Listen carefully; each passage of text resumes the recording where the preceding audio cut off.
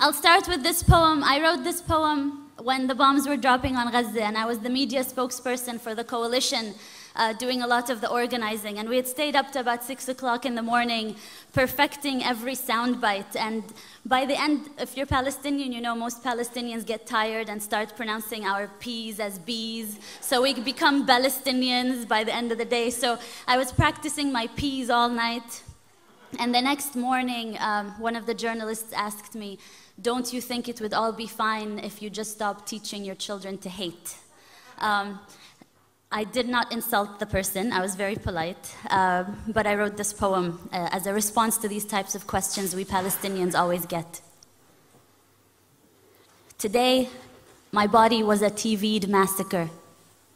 Today, my body was a TV'd massacre that had to fit into sound bites and word limits. Today, my body was a TV'd massacre that had to fit into sound bites and word limits, filled enough with statistics to counter measured response. And I perfected my English and I learned my UN resolutions. But still, he asked me, "Ms. Ziadah, don't you think everything would be resolved if you would just stop teaching so much hatred to your children?" Pause. I look inside of me for strength to be patient, but patience is not at the tip of my tongue as the bombs drop over Gaza. Patience has just escaped me. Pause. Smile. We teach life, sir. Rafeef, remember to smile. Pause. We teach life, sir. We Palestinians teach life after they have occupied the last sky. We teach life after they have built their settlements and apartheid walls. After the last skies, we teach life, sir.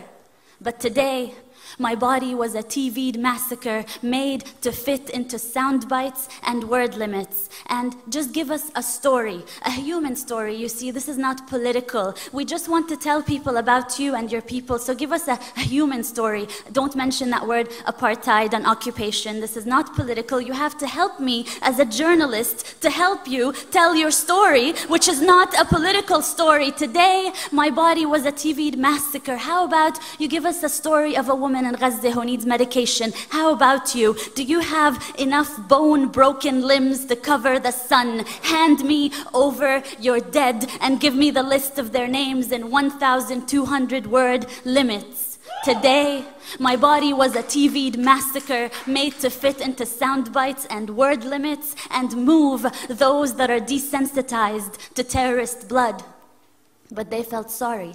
They felt sorry for the cattle over Gaza. So I give them UN resolutions and statistics, and we condemn and we deplore and we reject. And these are not two equal sides, occupier and occupied, and 100 dead, 200 dead, and 1,000 dead. And between that war crime and massacre, I vent out words and smile, not exotic. Smile, not terrorist. And I recount 100 dead, 200 dead, 1,000 dead. Is anyone out there? Will anyone listen? I wish I could wail over their bodies. I wish I could just run barefoot in every refugee camp and hold every child, cover their ears so they wouldn't have to hear the sound of bombing for the rest of their life the way I do. Today, my body was a TV'd massacre, and let me just tell you, there is nothing your UN resolutions have ever done about this. And no soundbite I come up with, no matter how good my English gets, no soundbite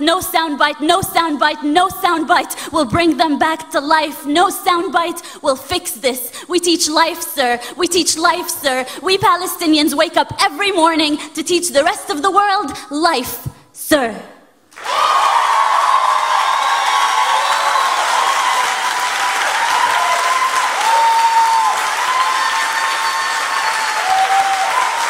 Thank you.